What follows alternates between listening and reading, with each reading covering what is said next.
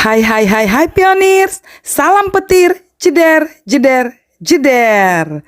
Info untuk Pi Network hari ini kita akan sama-sama menyimak video yang pastinya video ini tidak kalah pentingnya untuk para pioners ketahui, karena selain untuk menambah ilmu pengetahuan tentang cryptocurrency juga sangat bermanfaat bila ada pertanyaan-pertanyaan dari yang tidak paham.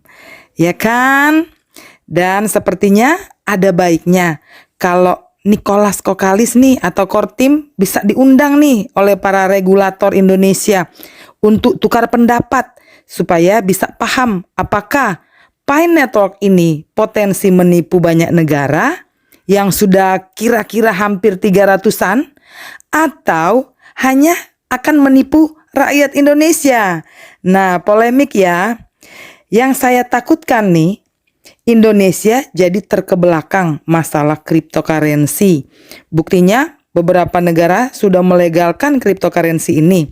Ini menurut saya ya, kalau ada para pioners yang ilmunya cukup mumpuni untuk mengatakan saya salah, ya wes maaf, tegurlah saya, nasihatilah saya supaya saya agak lebih paham. Begitu ya sayang-sayangku pioners Pi Network seantero Jabodetabek, NTT, Sulawesi Utara, Sulawesi Selatan, dan terlebih lagi yang sedang menonton video ini. Oke?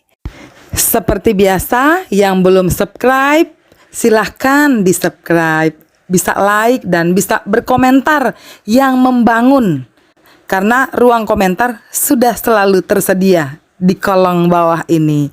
Oke? Dan bisa juga dibagikan kepada teman-teman yang membutuhkan. Oke, terima kasih juga buat teman-teman yang sudah mensupport channel ini dengan mensubscribe. Baiklah, silakan nonton video ini, disimak dan dianalisa. Sampai jumpa. Thank you. Bye. Nah, kebetulan waktu itu di dalam Undang-Undang Perdagangan Berjangka Komoditi, yaitu Undang-Undang Nomor 11 tahun 2010 mengenai perubahan atas Undang-Undang 32 tahun 1997 tentang perdagangan berjangka komoditi.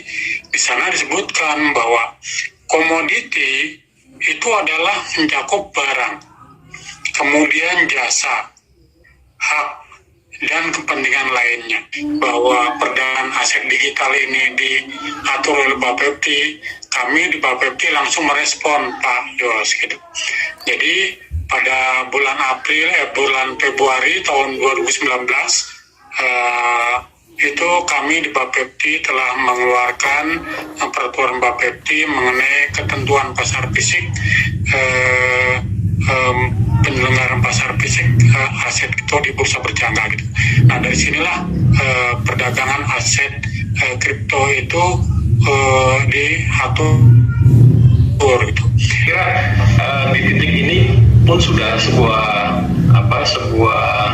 situasi dan sebuah keadaan yang sangat positif untuk ekosistem blockchain di Indonesia. Nah, kembali ke esensi dari munculnya nilai pada saat anggota komunitas blockchain itu berpartisipasi. Ada satu atau lebih, ada beberapa dari anggota asosiasi blockchain Indonesia, pada saat mereka menerapkan teknologi blockchain untuk menginsentifikasi komunitas dan agar mereka stay atau tetap berada di dalam ekosistem net atau jaringan dari blockchain tersebut, mereka diinsentifikasi dengan token. Token ini sebenarnya adalah alat untuk membuat behavior mereka atau perilaku mereka bisa tetap terjaga. Karena syarat dari ekosistem blockchain yang bagus adalah datanya harus akurat, ya, datanya harus lengkap, dan datanya harus up to date. Mendobrak perspektif yang salah, karena orang tetap nempelnya namanya blockchain ya cryptocurrency, padahal itu besar sekali manfaatnya. Tadi eksperimen ini untuk dijalankan sehingga komunitas yang tadinya tidak memiliki akses ke tidak mengerti bahwa data ternyata available, tapi untuk bisa available data itu harus lengkap, akurat, dan up to date. Kalau bicara blockchain secara menyeluruh, saya rasa ini blockchain ini memang satu promising teknologi yang belum digali lebih dalam. Selama ini masyarakat umum terutama mengetahui blockchain itu adalah Bitcoin, cryptocurrency. Ini padahal itu salah satu saja. Padahal banyak sekali yang bisa dimanfaatkan dari blockchain ini. Nah, ini yang harusnya tugasnya asosiasi mendobrak perspektif yang salah. Karena orang tetap nempelnya namanya blockchain yaitu cryptocurrency. Padahal itu besar sekali manfaatnya. Tadi ekosistemnya sudah harus ada, yang namanya e-notari sudah harus ada. Karena tetap harus ada dilegalisasi oleh notarisnya sebagai salah satu not umpamanya yang dia membukukan ini berpindah. Nah, itu menurut saya lebih tertarik tadi sudah bagus kita arahnya ini bagaimana memanfaatkan blockchain untuk digital asset. Dan ini misalnya ini bagus, jangan kasih dulu ruangnya. Jadi jangan terlalu realistik, dia kasih dulu ruangnya. Yang modelnya kayak di OJK ada sandbox policy-nya ini biar dulu jalan sambil diawasin. Kalau enggak kita tidak bisa mastering di teknologinya. Itu kuncinya adalah how we mastering di teknologi. Untuk bisa mastering, kita harus ada ruang untuk kita bereksperimen. Kalau kita mau memang masuk ke era digital, kita jangan lagi mesti restrict diri kita dengan konsep-konsep analog atau fisikal. Ini yang masih menjadi masalah dalam membuat kebijakan. Kita mau bertransformasi ke era digital, tapi perspektif kita masih ditutup oleh perspektif fisikal. Digital adalah logical. Tadi Pak Edi juga ngomong, nggak perlu ada data center, nggak perlu ada ini, ada virtualisasi daripada data center itu. Availability-nya yang lebih penting. Memaster teknologinya untuk mengendalikan teknologi, ya kita perlu membangun SDM-nya.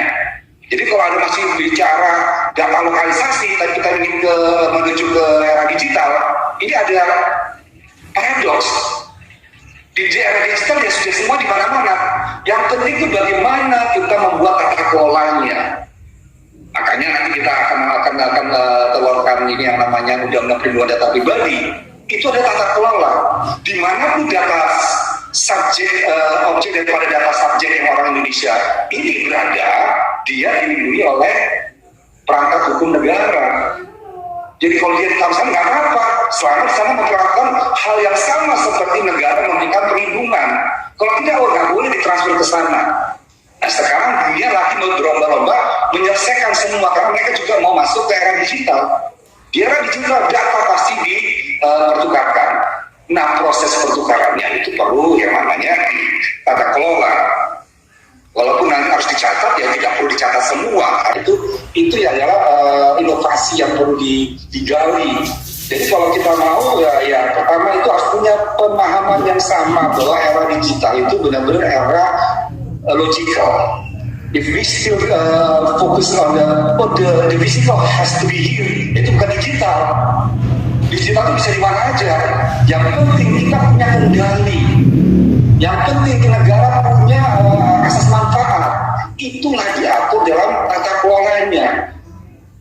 Dan menurut saya ini adalah waktunya Indonesia untuk membuka diri dan memasteri yang namanya teknologi digital. Kalau kita membuka diri dan kita membiarkan anak-anak kita itu belajar 5-10 tahun kita yang menguasai teknologi ini. Karena teknologi sekarang 5-10 tahun itu sudah obsolete. Kita tidak bisa berinovasi kalau kita tidak kasih ruangannya. Nah, ini perlu, jadi harus berani, ada keberanian. Harus ada berani, dan tapi beraninya bukan tanpa kalkulasi ya. Harus diatur, pasti harus diatur. Tapi pengaturannya harus pengaturan digital.